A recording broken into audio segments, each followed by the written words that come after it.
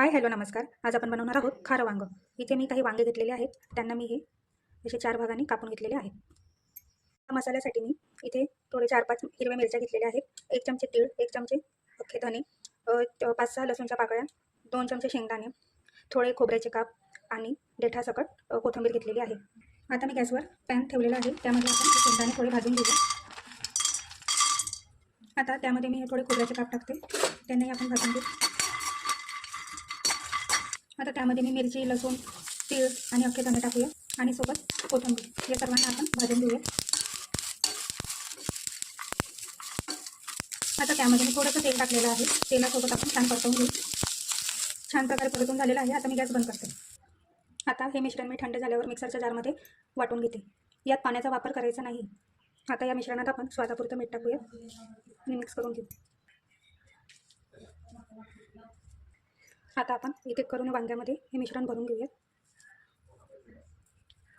अशा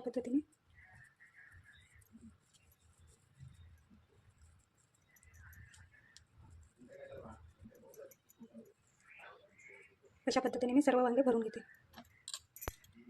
आता मी गॅसवर कुकर ठेवलेला आहे. त्यात 1 पळी तेल टाकलेलं आहे.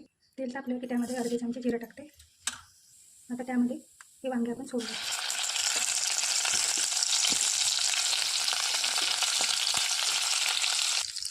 मिक्स करून घेऊया. आता त्यामध्ये हा उरलेला मसाला आहे तो पण मी टाकून घेते. मिक्स करून घेऊया.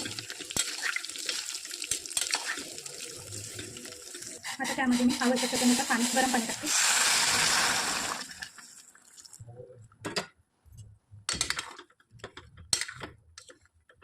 आता त्यामध्ये मी थोडीशी हळद टाकते आणि स्वादानुसार मीठ टाकूया.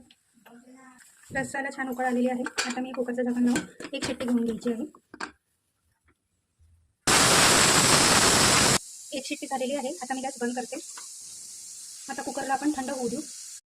थंड झालेला आहे. आपण चेक करूया.